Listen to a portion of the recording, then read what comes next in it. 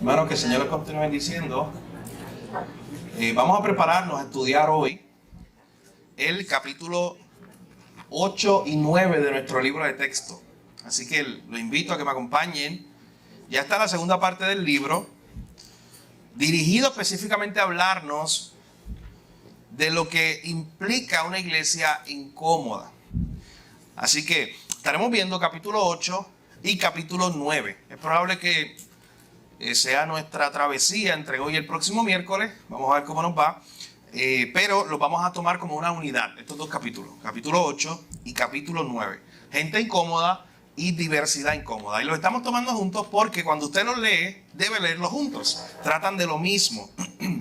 Así que acompáñeme en la página 135 de su libro, si usted así lo tiene, para que entonces sigamos recordando estas importantes enseñanzas que nos trae este libro.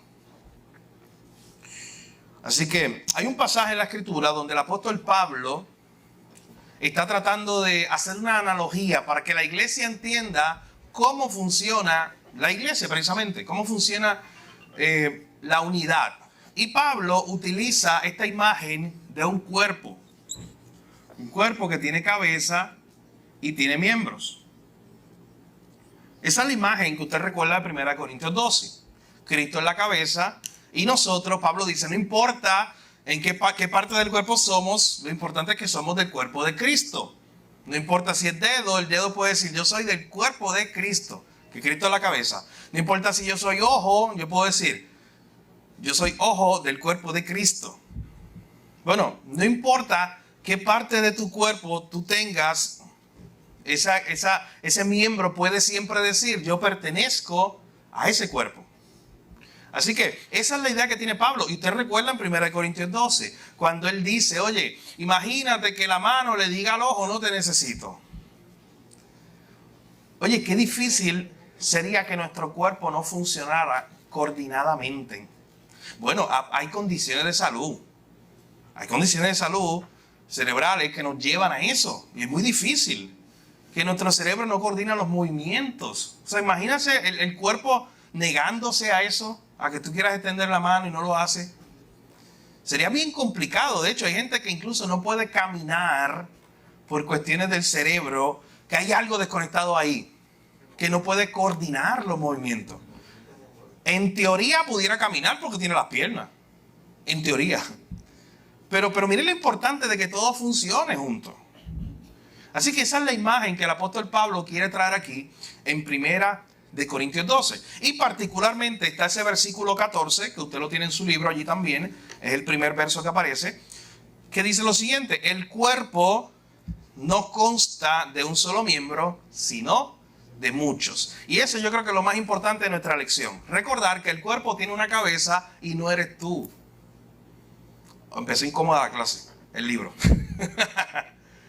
Recordar que el cuerpo tiene una cabeza y no eres tú, ni soy yo. Es Cristo. ¿Y por qué esto es importante? Bueno, porque a veces se nos olvida nuestro lugar en el cuerpo.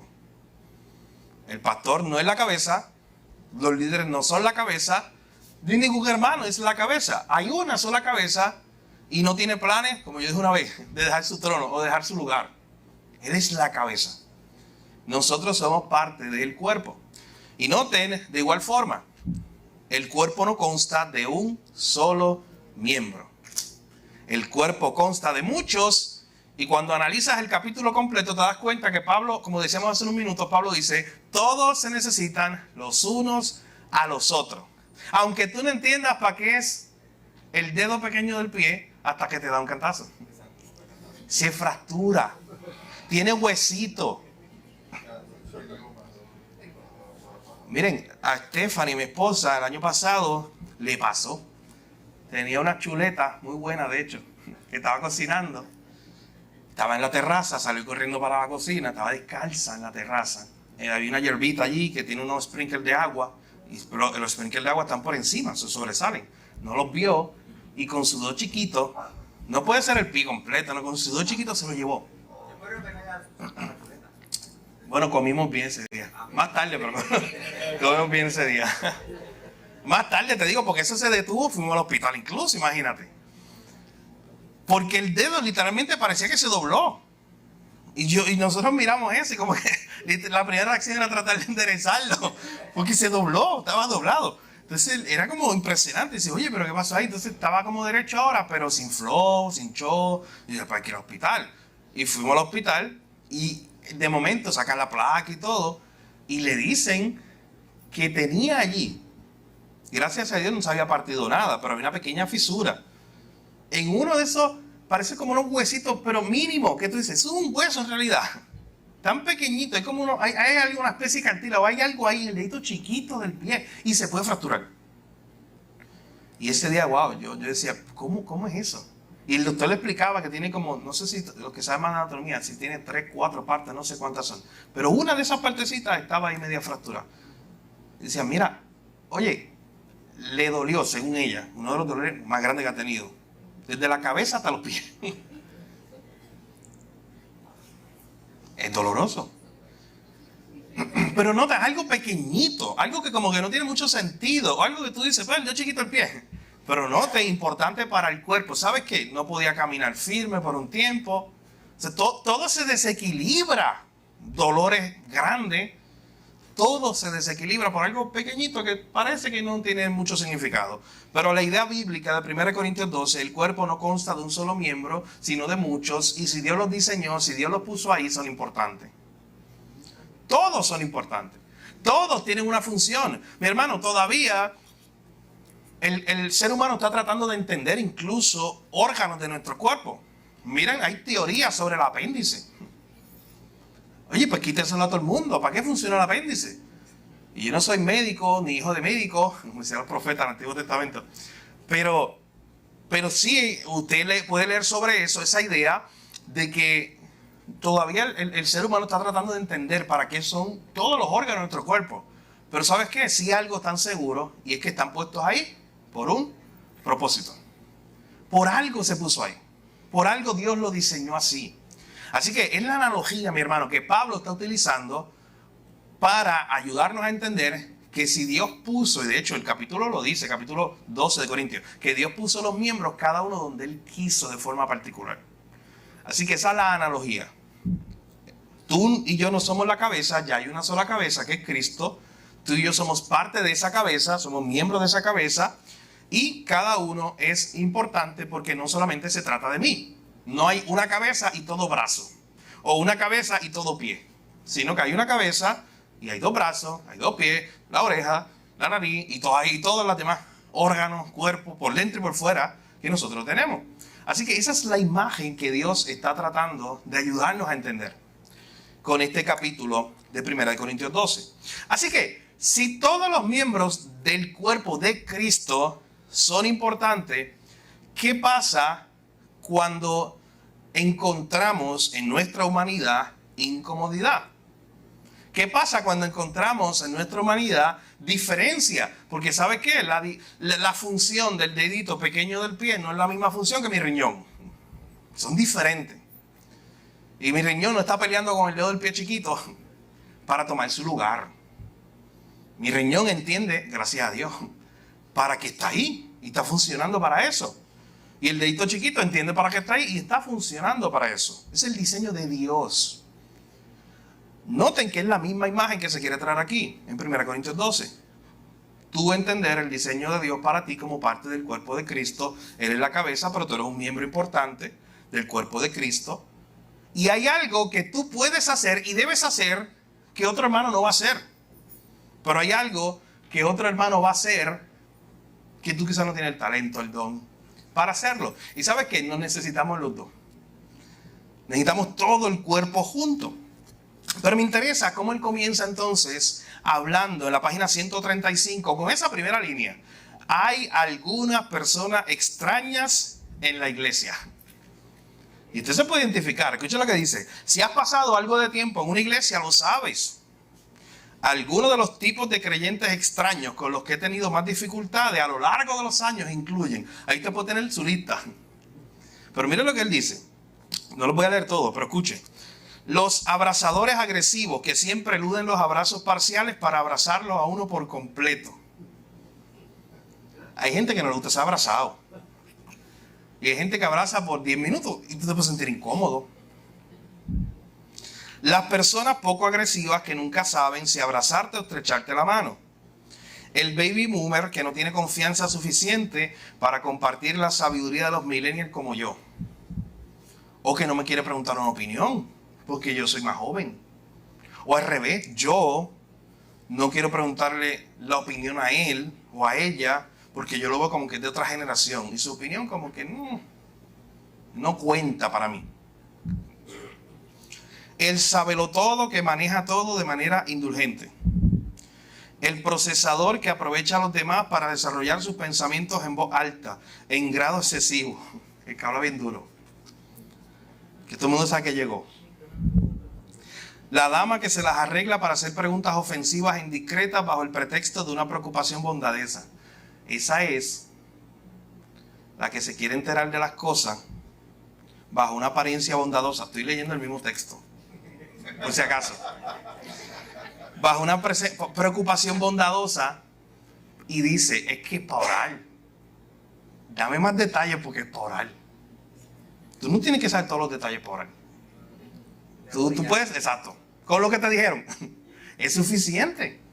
Pero él dice, a veces en la iglesia hay gente que es así. Nota lo que él está haciendo. Él está como analizando el tipo de persona que tú probablemente te puedes encontrar en alguna iglesia en algún momento. Y luego sigue, pero miren, voy a bajar un poquito de las últimas 4 o 5. La persona que te ha dado la mano 12 veces, pero aún no puede recordar tu nombre. Eso le pasa a usted, a mí. Haga como Jorge. Jorge tiene un listado. El otro día me dice, oye, ¿sabes qué yo me puse a hacer? Un listado ahí de los miembros de la iglesia que yo me acuerdo. Que si fulano, fulana, fulano. Bueno, porque para practicar la memoria y decir, yo quiero saludarlo por nombre a los hermanos de la iglesia. La persona que te ha dado la mano 12 veces, pero aún no puede recordar tu nombre. Los feligreses atípicos que hacen todo lo posible para maldecirte y mostrarte sus tatuajes. Aquí hay cosas que son bien culturales. Él está en un contexto, él es de California, que es bien liberal. Él está en un contexto donde en la iglesia se ve eso como algo normal. Cualquiera que hable sobre las alegrías de simplemente hacer la vida juntos. O sea, usted puede tener cualquier lista de las personas que usted considere extraña o diferente en la iglesia. Es como decir, oye, en nuestra iglesia hay personajes, claro. O sea, y lo uso con toda la confianza del mundo. ¿Quién no conoce a Walter aquí? No hay que presentarlo a Walter.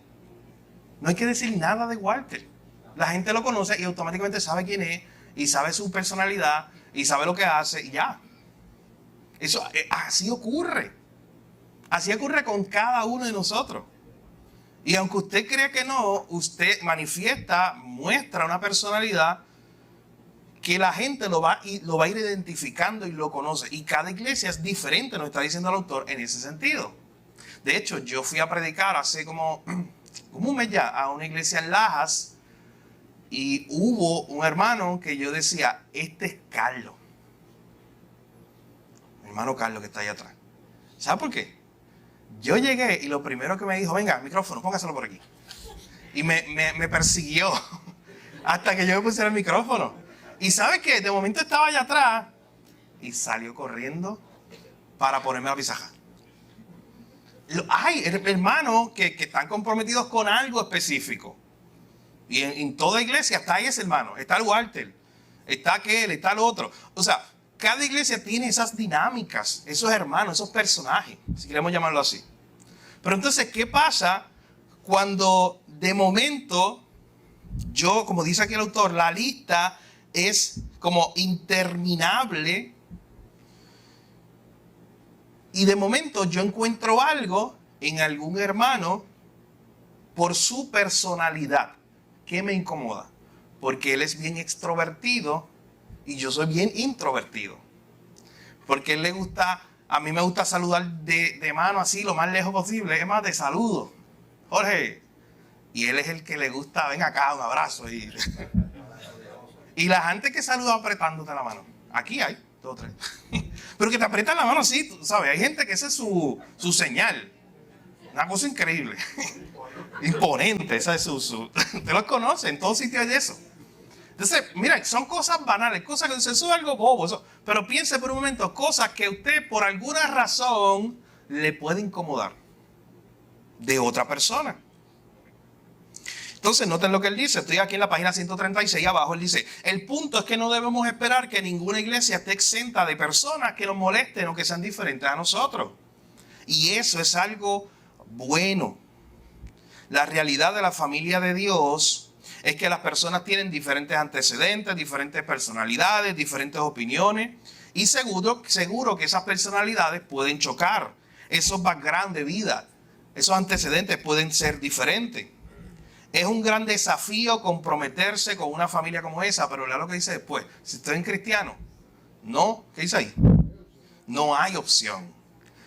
Si usted es un cristiano, mi hermano, usted pertenece a esto, al cuerpo. Si no, no es cristiano. Escuche esto bien. No, pero es que yo leo la Biblia y en mi casa, y no hay forma. Porque bíblicamente el diseño de Dios, no existe un cristiano aislado del cuerpo. No existe, no está en la Biblia. Es un invento moderno, es un invento nuestro para justificar nuestra propia complacencia, nuestro orgullo. No existe tal cosa. Y si usted conoce a alguien que se identifica como cristiano y hace 25 años que no va a la iglesia, confróntalo con amor. Pero dígale, oye, pero ¿por qué no va a la iglesia? Si es bíblico. Tú no puedes ser cristiano no perteneciendo a esto. Automáticamente eres un creyente, pues entonces no está conectado con la cabeza. De hecho, a mí me gusta algo que él dice aquí, lo dice en el libro, si usted leyó el capítulo. Oye, el cuerpo de Cristo no está decapitado. Miren qué importante lo que él dijo en el capítulo. No es como que está la cabeza, no, mi relación es con Jesús, Hugo, tranquilo, con Jesús. Oye, pero es un cuerpo decapitado. Porque entonces tiene relación con Jesús y no con su cuerpo, ¿no? Porque es que Jesús y Amarillo son muy difíciles de lidiar y yo no. Y María y Paola, ese grupito ahí. Yo no lidio con ellos. Pero lidio con Jesús. Es más, yo no voy a venir a la iglesia nunca más, ni a esta ni a ninguna, porque hay gente como ellos, que me incomodan por la razón que sea, y yo voy a tener la relación con la cabeza. Se escucha espiritual. Con Jesús. Pero no con la gente. La gente por la cual el Jesús que tú dices amar murió. La gente por la cual Jesús se entregó. La gente por la cual el mismo Jesús dice, este es mi cuerpo. Yo soy la cabeza y este es mi cuerpo. Así que noten la imagen que él está trayendo en el libro. No existe tal cosa como un cuerpo decapitado. No, está la iglesia, que es Cristo a la cabeza y los miembros unidos. Así que usted, siendo un creyente, automáticamente pertenece a eso. Al cuerpo, reconociendo a Cristo como la cabeza y usted siendo parte de uno de esos miembros. Así que es un gran desafío comprometerse con una familia diversa, diferente, pero no hay opción. Los hijos, sigo leyendo ahí la página 136 abajo, los hijos e hijas adoptadas de Dios no pueden simplemente cansarse y retirarse a otros grupos de amigos afines o a camarillas que sean iguales a ellos. Debemos apoyarnos en la incómoda conglomeración de personas que conforman la iglesia. Debemos acoplarnos, sacrificarnos en la incómoda relación con gente que no es igual que yo. Con gente que no piensa como yo. De hecho, Dios lo diseñó así con un propósito, para que te sientas incómodo precisamente. Y vamos a ver más adelante uno de los capítulos que va a hablar acerca de cómo eso fomenta la santidad. Cómo eso fomenta que yo crezca en el Señor. Cuando tengo relaciones. De hecho, hay un proverbio que dice que el metal con metal, ¿sabe qué hace? Se va a afilar. Tiene que chocar de alguna manera para trabajar, para afilarse, para moldearse. Así que notan en una iglesia normal, ponte el ejemplo de 60, 70 personas, el background diferente. Miren, de que no somos de los mismos pueblos. La crianza no fue igual. Usted sabe que aquí hay gente que es de las piedras natural. De las piedras. Entonces, ¿sabes dónde las piedras? Yo nunca he ido a la Plaza de las Piedras. Soy bien lejos. Y el criarse en las piedras es diferente a yo que me crié en Ponce. Es diferente. Por mil razones. Les voy a dar la sorpresita, usted no lo sabía, es Carmen. Ella es una hermana que nace, se cría allá lejos, pero eso para mí es bien lejos. Y viene a Ponce y se hizo su vida acá. Pero su crianza no fue la misma que la tuya, ni que la mía. Por ser de Ponce, por ser de Juanadía, otro pueblo cercano. Es un ejemplo, y usted lo sabe. Claro, en el caso de Yomi. No es la misma formación, la misma mente, la misma idea, por muchas cosas. De hecho, piense que aún nuestro contexto de cómo te criaste, con papá o mamá, con papá solo o con mamá sola, o que tus papás eran creyentes, tuviste ese privilegio, o que tus papás no eran cristianos y tú te criaste así. Los hermanos gemelos que se criaron juntos no tienen el mismo pensar. Claro. Siendo gemelos, criaron. Aún en el mismo ambiente. Claro, así es. Imagínate a alguien dos personas que se criaron en dos mundos aparte, en dos casas diferentes, que son dos mundos aparte. Así que todo eso es diferente. Las profesiones, lo que usted estudió. Claro. Miren, podríamos hacer la lista larga. La lista larga. ¿Tú sabes qué? Perdón, a nuestras profesiones.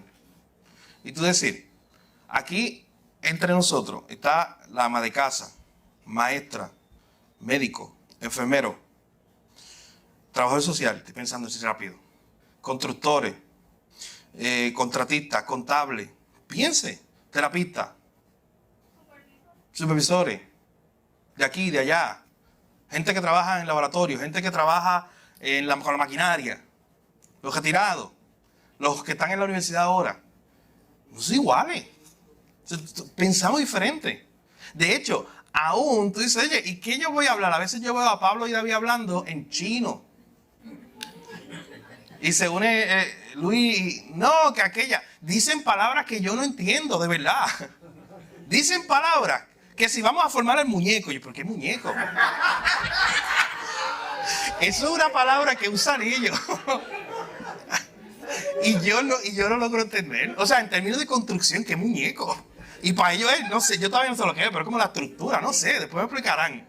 Es como el modelo. Sí, no, es todo diferente. Entonces, ¿qué yo hago con esa diversidad? Aún de palabras, aún de lenguaje. Porque no usamos el mismo lenguaje. Aún eso me lleva a prioridades diferentes, porque mientras, ejemplo de ellos, tienen ese conocimiento, yo por otro lado no tengo nada de ese conocimiento. Pero entonces yo tengo que sacrificarme para ellos y ellos para mí. O sea, yo tengo que hablar su lenguaje en lo que ellos no saben y ellos tienen que hablar mi lenguaje en lo que yo no sé. Para poder comunicarnos, si no, no hay comunicación, aunque estemos juntos. Uh-huh.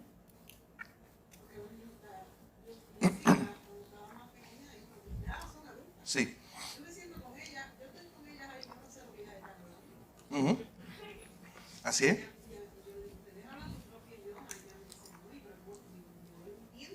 Sí. Uh-huh. De hecho, cada generación lo va viendo más diferente aún.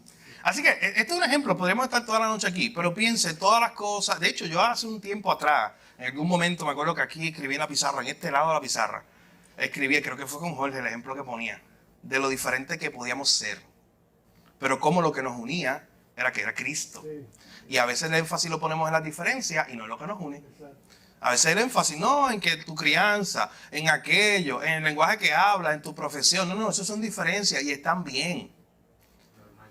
Claro, lo que tienes que prestar atención es que te une Cristo, porque esa persona está, lo acabamos de leer en 1 Corintios 12, esa persona está unida al cuerpo, está unida a Cristo como la cabeza. Y eso me une a David, aunque yo no sé su idioma de carpintería, me une a él. Cristo me une a David. Cristo me une a ti, aunque no hablemos el mismo idioma. Es más, para llevarlo aún más lejos, al hermano que está ahora mismo en una villa allá en China, lejana. No hablo el idioma, no soy del país. Tenemos más diferencias de las que tenemos tú y yo. Y Cristo es lo único que nos une. Piensa eso. Lo único es Jesús. Más nada me une con Él. Qué impresionante eso. Lo que es la iglesia, lo que es el cuerpo de Cristo. Pero entonces, noten cómo en este capítulo el autor nos presenta esta idea, oye, pero ¿qué pasa? Porque si en la iglesia somos también diferentes, personales diferentes, va a haber momentos de tensión, va a haber momentos de argumentación, va a haber momentos donde yo me siento incómodo con mi hermano, por una opinión, por una palabra, por lo que sea. ¿Qué ocurre? De hecho, ¿sabes qué? Lo que me interesa es que la Biblia, y el autor lo presenta a página 137, la Biblia no oculta ejemplos de situaciones que hubo entre hermanos de la iglesia. Hay muchas. ¿Se acuerdan de Síntique y Evodia? Filipenses capítulo 4. Pablo públicamente, a través de la carta, le dice, tú sabes que de hecho, interesante, le dice a la iglesia, porque la carta de Pablo a los Filipenses es una carta que se le escribe a la iglesia. Y le dice a la iglesia, junto a los pastores y líderes, oye, ayuden a estas hermanas a hacer tu mismo sentir. Porque hubo un conflicto, nosotros no sabemos la naturaleza de ese conflicto, pero hubo una diferencia de opinión. Porque no son iguales, Síntique y Evodia no son iguales. Entonces, si hubo una diferencia de opinión, y está clara, pero usted sabe qué, siga pensando.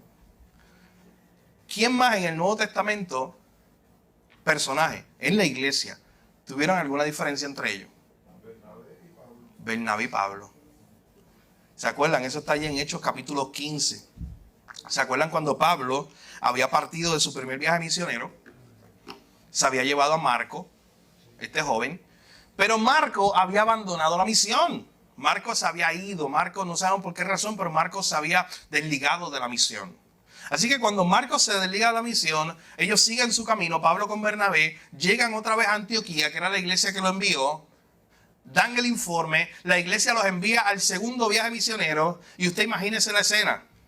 Todos montándose en barco muy animados, los que fueron en el primer viaje misionero. Era como que la maleta está lista, está todo listo, nos vamos. Zarpen las velas, el barco para irnos. Y Pablo decirle a Marcos, ¿qué tú haces aquí? ¿Por qué preparaste la maleta? ¿Qué haces aquí? Y dice el texto que hubo una situación entre Bernabé y Pablo por esa causa. Una diferencia. Que eso causó que entonces Bernabé tomara a Marcos, se lo llevara a Chipre, a hacer una misión allá, a predicar el evangelio también allá. Y Pablo entonces tomara otro. Ahí fue que tomó a Silas. Y ahí fue que también tomó a Timoteo y los unió al club. Hubo una diferencia.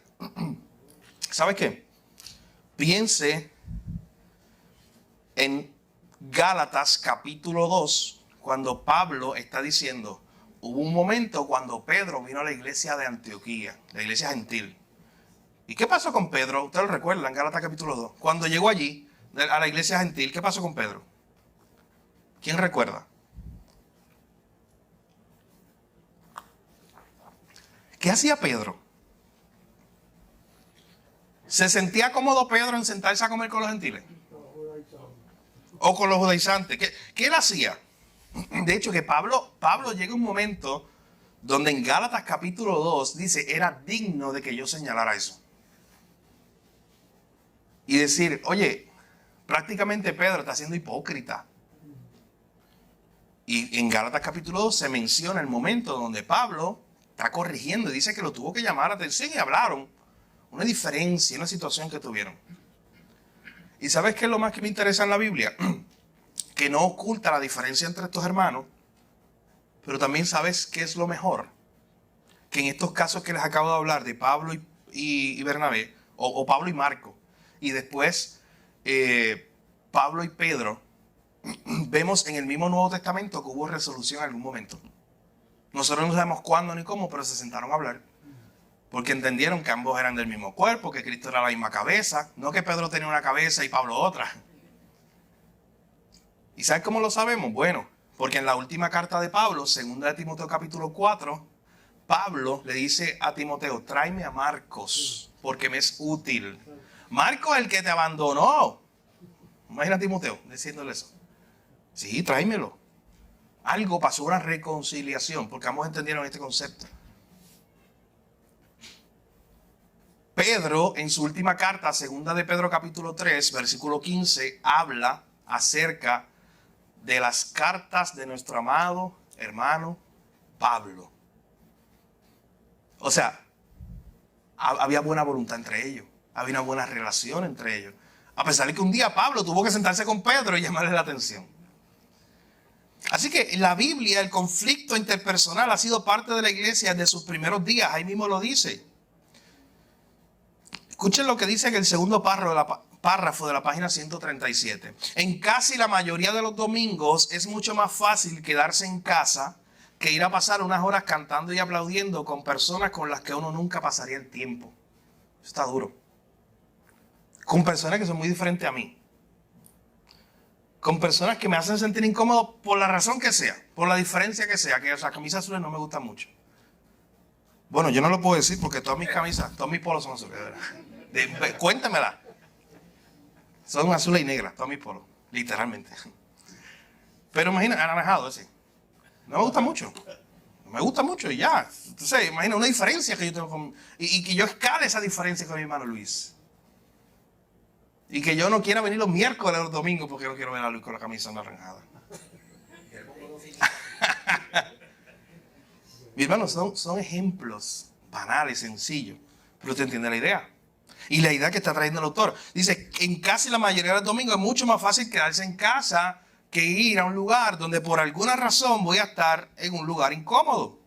Si eres extrovertido o introvertido, si eres milenial o octogenario, si eres republicano o demócrata, eso es los partidos de allá. Aquí sería popular, PNP, independentista, lo que sea. Si tienes esa diferencia con tu hermano, es probable que a veces te resulte difícil relacionarte con alguna persona de tu iglesia.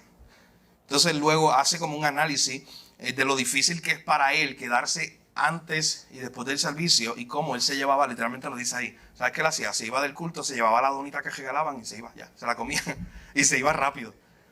Para no lidiar con con el hermano que piensa diferente. Porque él es demócrata y un hermano republicano, o al revés.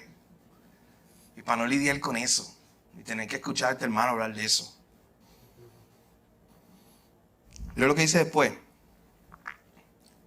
Él dice que al principio en su iglesia, él comenzó a ver eso, todas las personas que eran diferentes a él, eso le incomodaba, cogía la tacita de café o la dona que regalaban y se la llevaba. Pero de momento, y aquí hay algo muy importante, que si usted subraya su libro, debe subrayarlo, es la última frase, las últimas oraciones del penúltimo párrafo ahí en la página 137.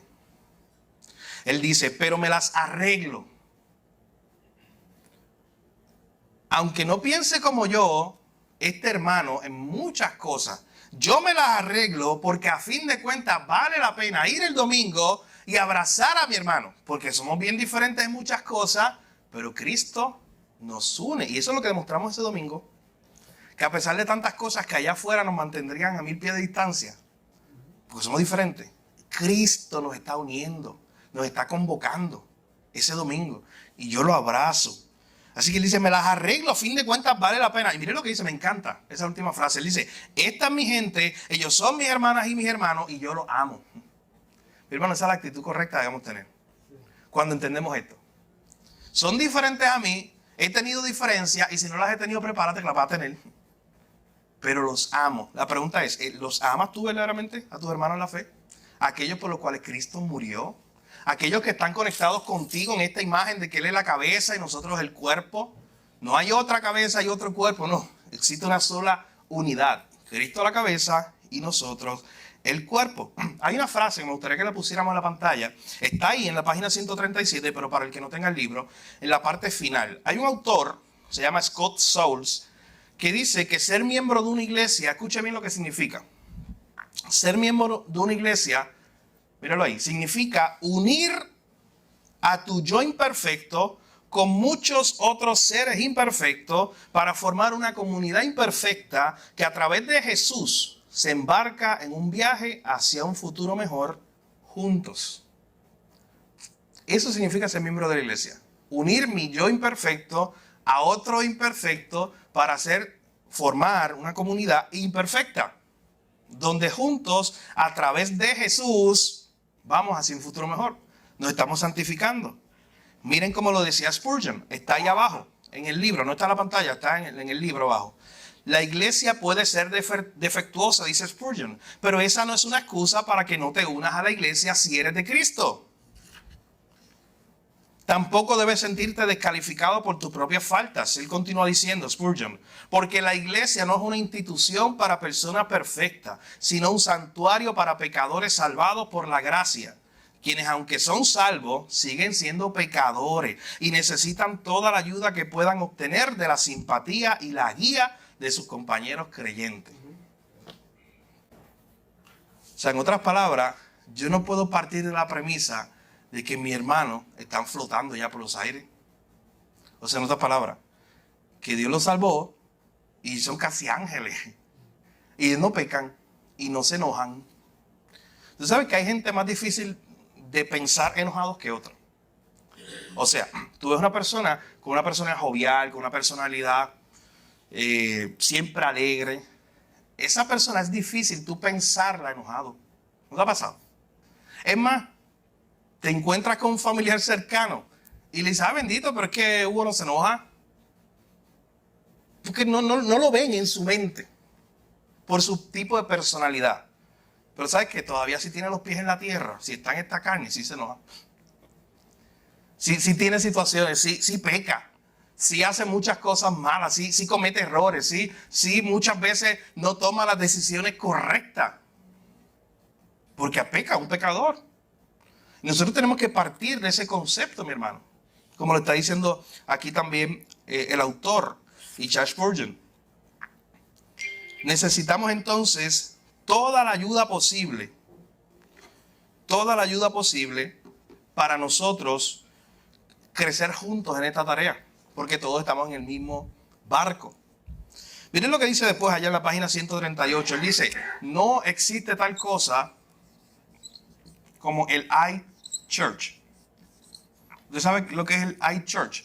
Esta idea de mi iglesia, esto lo hablamos en la introducción de este libro.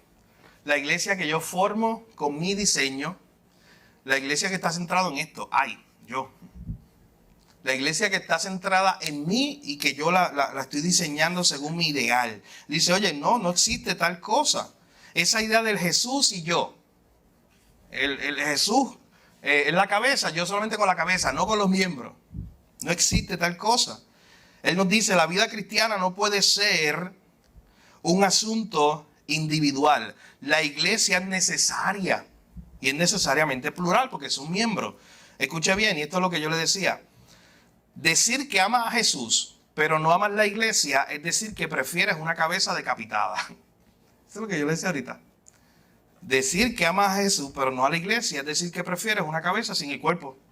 Sí, yo quiero la cabeza, pero no quiero el cuerpo. Somos el cuerpo de Cristo. La cabeza necesita un cuerpo y el cuerpo necesita una cabeza. Así que es interesante lo que hace el autor aquí en la página 139 para hablarnos de esta idea de cuánto cuesta yo comprometerme con gente que es bien diferente a mí. Especialmente, de hecho, él hace un análisis de un libro que se escribió hace unos años que se titula When the Church Was a Family. Un libro que se titulaba Cuando la iglesia era una familia.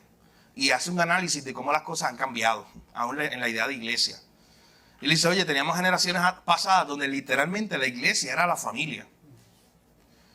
Pero las cosas han cambiado tanto que se han levantado generaciones que no quieren comprometerse con nada. Que no quieren que se metan mucho en mi vida.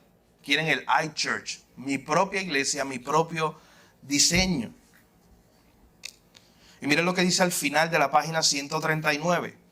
Comprometerse con una iglesia como familia en pro de mejorar o ser leal a ella, independientemente de si eso nos fría o si el pastor es famoso o no lo es verdaderamente contracultural.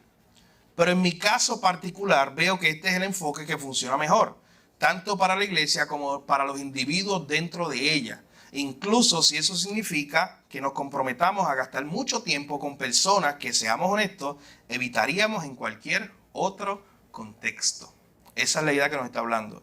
Quizás tú y yo allá afuera no nos conoceríamos. O quizás tú allá y yo allá afuera, como no somos iguales, como no tenemos los mismos gustos, quizás, mira, ni nos hablamos. Porque no tenemos algo que nos una. Pero al Dios unirnos en un cuerpo, nos ha hecho uno en Él.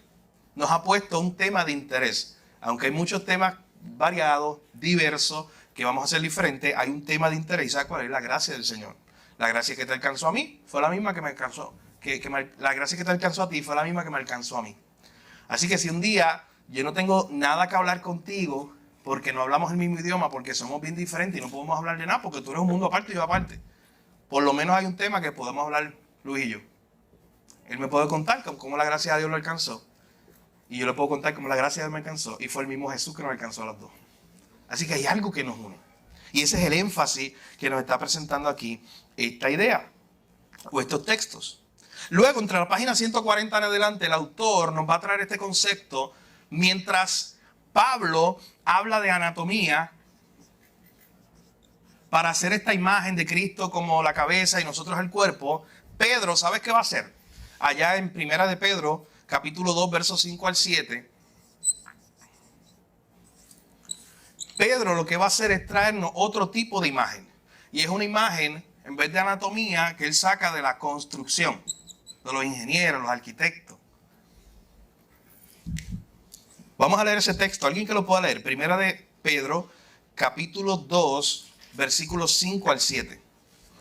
Y luego, si tienes eso, ok. Y luego vamos a leer Efesios, capítulo 2. Ese está ahí en el libro. Versículos 19 al 22. Sí.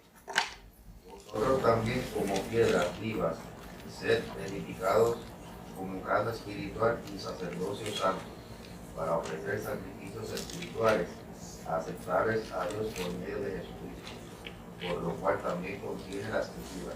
He aquí como Sión, la principal piedra del ángulo, escogida preciosa, y el que creyere en él no será avergonzado. Para vosotros pues, los que creéis, él es precioso, pero para los que no creen, la piedra que los edificadores desecharon ha venido a ser la cabeza del ángulo. ¿Ven la misma imagen? Miren a Pablo diciendo, una cabeza y todos los miembros unidos a esa cabeza. Ahora Pedro utiliza otra analogía para lo mismo. Y dice, hay una piedra que es la piedra principal. La piedra del fundamento. Esa es perfecta, esa es Cristo. Y sobre esa piedra hay muchas piedritas pequeñas para construir un edificio. Esa es la imagen que estoy usando. Aquí es una cabeza con muchos miembros. La imagen de Pedro es una piedra principal. Es como al revés, no lo notan. La imagen de Pablo es de arriba para abajo, la cabeza con sus miembros. Y la imagen de Pedro es al revés. Una piedra abajo, un fundamento que es Cristo. Y muchas piedritas chiquititas que van construyendo el edificio. Y tú sabes qué llama la atención, y lo trae el autor aquí, es que él dice, si eres un cristiano, tú eres una de esas piedritas que está construida sobre el edificio. Así como decíamos ahorita, la iglesia tiene una sola cabeza y no eres tú, ahora se puede usar la misma imagen, la iglesia tiene un solo fundamento y no soy yo ni eres tú. Una sola piedra principal que es Cristo. Tú y yo estamos como piedritas encimitas, construyendo una gran torre que es el reino de Dios, la iglesia. Pero noten algo, y me gusta cómo el autor lo trae. Dice, ¿por qué usa esta imagen de piedras comunes y corrientes? Y no usa imágenes como de ladrillos formados que todos son iguales. Una piedra principal y un montón de ladrillos iguales, uno encima de otro, ya. Porque todos somos diferentes. La imagen de piedra, ¿sabes qué? Piedra que cuando solamente tú puedes hacer el ejercicio de salir allá afuera y buscar dos piedras igual exacta. Difícil. De hecho, ten la imagen de tomar una piedra principal y empezar a construir encima una torre con otras piedritas. Esa piedra es única, es perfecta, la que pones de fundamento. No hay otra como ella, porque esa una nada más es la principal. Pero encima le pusiste muchas y son diferentes, todas. Así que noten, es otra imagen que la Biblia nos está trayendo para entender la misma idea. Necesitamos cada una de esas piedritas. Cada uno de nosotros tiene unos dones únicos, pero ninguno es dotado en todo. Juntas nuestras formas únicas, dice el autor, se van a complementar entre sí y van a crear un edificio más sólido. Porque tú tienes talentos que yo no tengo y yo tengo talentos que tú no tienes. Y los necesitamos ambos para crear ese edificio.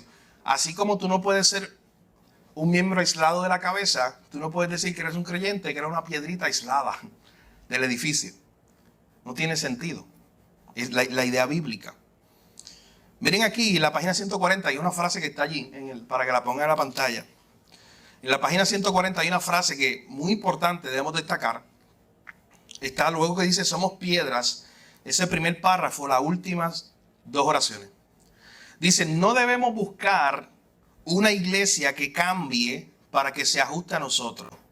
Debemos buscar una iglesia en la que seamos nosotros cambiados para representar mejor a Cristo.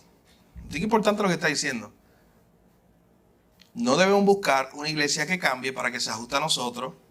Debemos buscar mejor una iglesia en que nosotros podamos ser cambiados, transformados para representar mejor a Cristo. El apóstol Pablo le empezó a hablar a la iglesia de Éfeso, una iglesia que era gentil, que había división, una división que tú y yo no conocemos, una división bien difícil. Los judíos y los gentiles no se llevaban entre sí. Era muy complicado que un judío se sentara con un gentil a comer. Eso era imposible que ocurriera. Entonces Cristo los une, los hace uno. Esa era la diferencia mayor que había en el mundo del Nuevo Testamento. Y miren las palabras que les dice Pablo a los Efesios, en Efesios capítulo 2, versículos 19 al 22. Está ahí en su libro. Dice, por lo tanto, ustedes ya no son extraños ni extranjeros, sino conciudadanos de los santos y miembros de la familia de Dios, edificados sobre el fundamento de los apóstoles y los profetas, siendo Cristo mismo la piedra angular. En Cristo todo el edificio bien armado se va levantando para llegar a ser un templo santo en el Señor. En Él también ustedes son edificados juntamente para ser morada de Dios por su Espíritu. Es la misma imagen de Pedro. Cristo es la piedra angular, el fundamento, y hay un edificio que se va levantando encima, que tú eres parte de Él. Así que el autor sigue ayudándonos a entender esta idea de cómo llegar allí a vivir en este desorden familiar. Él lo llama así. Dice, si vamos a tomar la iglesia como una familia, es una familia bien diversa, bien variada, somos diferentes. ¿Cómo lidiar, cómo manejar este desorden familiar? Él da 4 aspectos, o nos anima a mirar estos 4 aspectos allá en la página 142. Él dice, necesitamos compartir nuestras cosas entre nosotros. Necesitamos compartir nuestros corazones unos con otros, nuestras necesidades. Necesitamos permanecer, acoger el dolor y crecer juntos unos con otros. Necesitamos reconocer que la familia es más que mi esposa, mis hijos y yo. Ese cuadrito de mi casa. Y cuando yo cierro la puerta con el candado, ya no hay más nada. No, necesitamos que en Cristo es mucho más amplio ese concepto. En Cristo usted tiene una familia, mi hermano, que tiene que aprovechar, porque es por gracia que se le ha dado. Aquí usted tiene una pequeña pizca. Aquí usted tiene un pequeño... como una pequeña imagen de lo que va a pasar en el cielo, de usted estar con gente bien diferente a usted. Pero hay una diferencia. Y quiero que en estos últimos minutos usted me ayude a pensar en ella, a analizarla.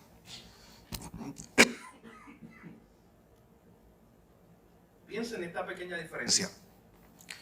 Y hagamos este análisis. ¿Por qué Cristo, por qué Dios permitió que tú y yo vivamos una vida aquí, ahora mismo, en este mundo, donde todavía en la iglesia todos nosotros somos pecadores y tengamos que lidiar con situaciones? O sea, en otras palabras, se lo voy a replantear. ¿Por qué no existe algo como sobrenatural de que cuando la iglesia de momento nos reunimos, no somos pecadores ya, en ese momento? Eso va a suceder solamente en el cielo. Aquí. Así es. Estamos en la carne, o sea, y pues lo que puede, ¿verdad?, mermar eso, ¿verdad? Lo que lo merma, literal, es Cristo.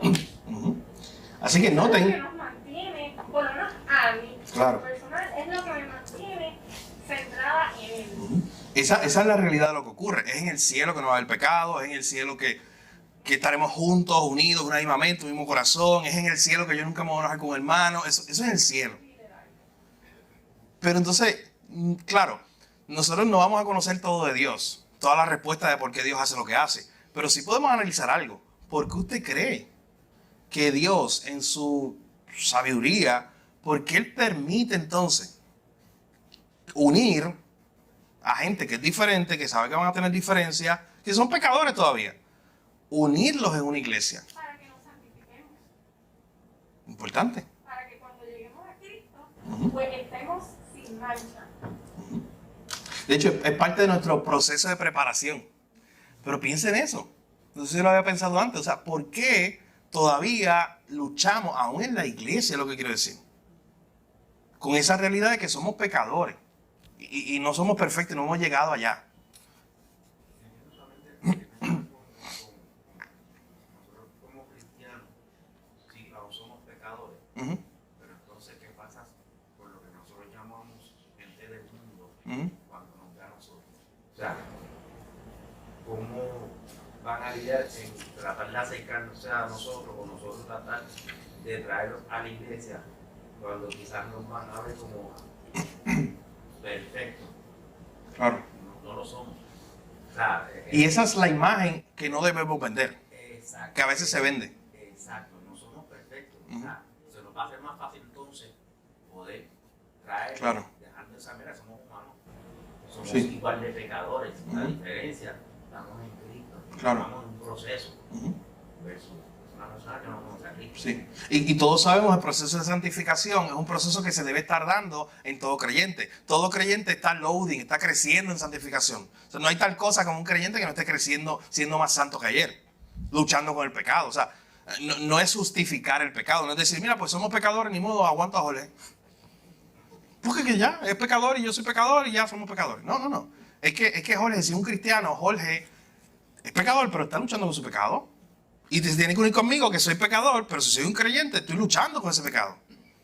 O sea, eso no me justifica. Eso me muestra la realidad de por qué a veces chocamos. Pero eso no justifica. Eso al contrario nos debe recordar, mi hermano, la necesidad que tenemos de Cristo. Todos los días, todo el tiempo. Yo creo que primero es justificación, pero segundo también es como, estaba pensando yo, cómo ver mi pecado, el ver el pecado de los demás, específicamente lo que tú decías, me lleva a contemplar más la cruz y a crecer más en mi relación, o sea, en mi relación íntima, pero no privada, porque nuestra relación con Cristo no es privada, Claro. debe de ser pública, Ujú. pero esa relación íntima con Él, el estar estimulándome con mi hermano, Ujú. todo el tiempo luchando con él, me hace entender más el evangelio, el hecho de que en verdad Dios está bailado conmigo, Ujú. pero que Cristo tuvo misericordia de mí, Sí. ¿sabes? Y es cuando, amén, y es cuando yo lo veo, mi hermano, también. ¿Sabes por qué? Porque se supone que entonces entre creyentes Cristo hasta nos ha mostrado cómo lidiar con nuestras situaciones. Y se supone que entonces yo vea el perdón, el amor, la gracia, la misericordia en mi hermano. Es mostrar el evangelio. O sea, es una manera en que la iglesia está mostrando el evangelio.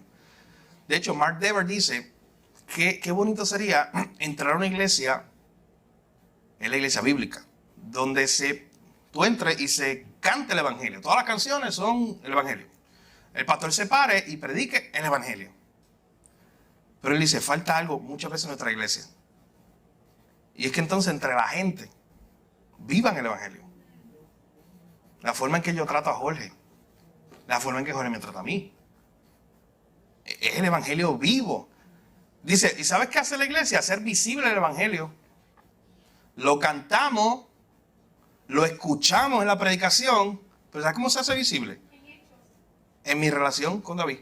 si no se ve, Ahí es que está, en mi relación con mi hermano. Ahí es que yo empiezo a ver ese amor, esa gracia, esa misericordia, lo que decía nuestra hermana. Así que quiero terminar aquí. Creía que no iba a dar tiempo para el capítulo 9, pero obviamente no nos dio tiempo. Lo vamos a tomar la semana que viene, el capítulo 9. Pero es una continuación de esa diversidad incómoda, o sea, de que somos bien diferentes y eso es incómodo y cómo lidiar con eso. Es lo que veremos la semana que viene. Pero quiero terminar aquí en la página 146, al final del libro, del capítulo, perdón, el capítulo 8. El autor hace algo al final, él dice, él viaja mucho, él es escritor, Brett McCracken es el editor en jefe de Coalición por el Evangelio. Si usted lee Coalición por el Evangelio, él es el editor chief, el encargado de los artículos y todas esas cosas. Y ha escrito muchos libros, viaja mucho. Así que él dice, cuando yo viajo mucho, yo me encuentro con mucha iglesia. Él visita muchas iglesias en el mundo entero. Y él dice, cuando yo viajo por todas estas iglesias en el mundo entero, él dice, yo veo iglesias que me enamoran. O sea, dice que yo fue a Oxford y fue allá y vi una iglesia que dice, yo quedé loco con esa iglesia. Y hubo un momento, él dice que ese es su propio corazón, que dijo, oye, pero si está fuera mi iglesia, la iglesia de Oxford, es bien diferente a mi iglesia en Los Ángeles, la iglesia de Los Ángeles, California. Y miren lo que él llegó, escuche bien esto, página 146, con esto cerramos. Él dice, a veces yo vuelvo a mi casa después de estas experiencias un poco melancólico, deseando que algunos de esos creyentes que están bien lejos puedan ser parte de mi familia en la iglesia. A veces se sienten más como espíritus afines que las personas en la familia de mi propia iglesia. Me siento añorando una familia como esa, una donde la gente me atrapa y yo me dejo, y las chispas se encienden. Ahí utiliza un término que lo que implica es como gozo, lo explica en la página anterior. Las chispas del gozo, si quiere llamarlo así, se encienden con frecuencia cuando estamos juntos. Pero la hierba siempre es más verde. Escucha lo que dice. La verdad es que no podemos elegir nuestra familia eclesial perfecta. Si bien es algo hermoso conectarse con los hermanos cristianos por breves momentos fuera de casa, nuestra familia de la iglesia primaria es nuestra familia inmediata. Seguro, son un grupo imperfecto y a menudo enloquecedor. A veces las chispas que producen alguna fricción son más comunes que las chispas de gozo. A veces se sienten como extraterrestres para nosotros y nosotros para ellos. Pero escuchen lo que dice al final. Sin embargo, somos extraterrestres juntos, soberanamente unidos como residentes en nuestra comunidad por un tiempo como este. Somos piedras siendo cinceladas, siendo alisadas, siendo refinadas, pero piedras que están juntas, aunque sea doloroso. Pero la casa que el Espíritu está construyendo a través de nosotros es un palacio hermoso porque es la iglesia de Cristo. Entonces noten qué tentación nosotros tenemos, claro. Formar el Dream Team. Mi tentación como pastor, imagínense. Y decir, ¿sabes qué? Pues yo quisiera, bueno, Dios me ha dado la oportunidad de ir a varias iglesias a predicar, a enseñar lo que sea. Y yo conozco al hermano fulano, el estudiante aquel, fulano. Yo puedo tener la tentación de decir, oye, pero es que bendito si yo tuviera ese estudiante allí en la iglesia. Ese es el que yo quiero. El atento, el que se queda con las preguntas, el que lee la lección. No, yo quiero 5 predicadores. 5 quiero yo. Y yo sé dónde están, yo los he visto en la iglesia tal. Esos 5 predicadores yo quiero aquí. Y quiero este hermano que sea el líder de tal, ese, yo lo quiero aquí. Y yo hago mi Dream Team, imagínense. Imagínate que yo coja las 50 y pico iglesias de la convención de hoy y las analice, que las conozco, y yo diga, esta aquí, formo mi iglesia ideal. ¿Sabe que eso no existe? No es real. Porque Dios tiene allí a fulano y lo tiene por un propósito. Con gente difícil también, que está lidiando con sus situaciones. Dios nos tiene aquí a nosotros con gente también difícil para lidiar con nuestras situaciones. Pero bueno, al final, nos dice el autor, tenemos que abrazar, de hecho lo dice desde la introducción, tenemos que abrazar esa incomodidad. Tenemos que darle gracias a Dios, aún por gente incómoda, gente difícil, que seamos diferentes, pero siempre recordando algo. Nos amamos, nos corregimos unos a otros cuando haya que corregirnos, nos llamamos la atención con amor y gracia cuando haya que hacerlo, nos elogiamos también, o sea, nos recordamos cuando, oh hermano, qué bueno que estás creciendo en el Señor. Hacemos todo eso porque nos amamos. Pero recordando al final, recordando lo que está haciendo Cristo. Él es la cabeza, nosotros somos el cuerpo, Él es la piedra principal, nosotros somos solo piedrita pequeña de algo que Dios está construyendo. Así que mi hermano, que el Señor nos ayude a abrazar esa idea de no tener la iglesia ideal, porque al final no existe. Recuerda la frase de Spurgeon: si tú encuentras una iglesia perfecta, entra a ella y en ese momento la haces imperfecta. Así que si estamos aquí en un propósito, Dios nos está formando, sé intencional en eso. Para que funcione el diseño de Dios, lo hemos dicho muchas veces, tiene que ser intencional. O sea, tienes que intencionalmente amar a tu hermano, tienes que involucrarte intencionalmente con tu hermano, tienes que interesarte en la vida espiritual de tu hermano. Empieza por aprenderte el nombre. Es un paso, es un paso. Aprenderte el nombre y saludarle el domingo que viene. Con el abrazo, el saludo que sea. Pero con el nombre, es un paso. Y con él, estoy orando por ti. Y si de aquí del púlpito se presentó una oración ese día por fulano y tú te acuerdas que fulano presentó, mira, qué bonito sería decirle, oye, ¿y cómo fue la situación? Estabas orando por un examen médico y ¿cómo te fue esa situación? Es parte de eso. Lo vemos un día que está caminando por un camino no correcto, nos acercamos en amor y gracia a decirle, estás caminando por un camino no correcto. En amor se hace eso. Es parte de nuestra responsabilidad. Y recordar que muchas son las diferencias, pero más grande es lo que nos une, que es Cristo Jesús. Así que la semana que viene continuaremos viendo este tema, capítulo 9, la diversidad incómoda. ¿Cómo podemos navegar, lidiar con esa diversidad en las iglesias? Así que vamos a orar en esta hora para terminar con este tiempo. Padre, gracias nuevamente por este tiempo de enseñanza. Gracias por tu palabra. Gracias porque una vez más nos muestras en tu palabra el diseño para tu iglesia. Señor, tú has diseñado una iglesia de pecadores que has redimido, que has salvado por gracia. Los has unido para que ellos sigan formándose cada día más a imagen tuya, a imagen de Cristo. Te pedimos que nos ayudes, Señor, cada día a dejar a un lado, Señor, esas diferencias, a recordar lo que nos une. Ayúdanos a que nos podamos amar. Ayúdanos a que nos podamos confrontar en gracia. Ayúdanos a que nos podamos animar unos a otros, Señor. Gracias te damos por la bendición que nos da como nuestra iglesia. Gracias por la bendición de nuestros hermanos, que tú los has puesto por un propósito allí. Hoy te pedimos que nos ayudes, Señor, a aprender a amarlo, aún a los que son más difíciles de amar, aún aquellos con quien podemos tener más diferencia. Ayúdanos hoy, Señor, a mostrar la unidad para que el mundo allá afuera nos vea y te glorifique a ti, Señor, porque estamos unidos. Gracias por tu enseñanza. En tu nombre, Jesús, te lo pedimos todo. Amén. Sí. Que si, ¿verdad? Hacemos esto, sea real, que no sea porque pues hay que hacerlo, sino que sea real, que no haya hipocresía, que no seamos como los fariseos, mucho conocimiento, pero en la práctica no se ve.